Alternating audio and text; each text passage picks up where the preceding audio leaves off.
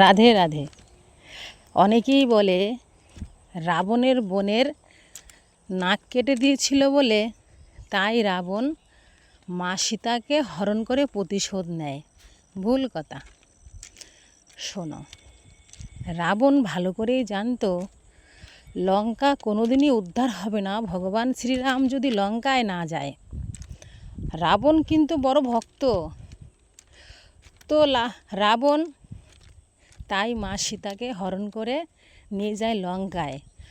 রাবণ ভালো করেই জানতো মা সীতাকে যদি আমি নিয়ে যাই, মা সীতার টানে ভগবান শ্রীরাম লঙ্কায় যাবে।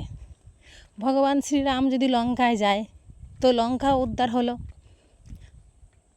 এই কারণেই রাবণ মা সীতাকে হরণ করে নিয়ে যায় লঙ্কায়, নিজের বংশ উদ্ধার করার জন্য। রাধে রাধে।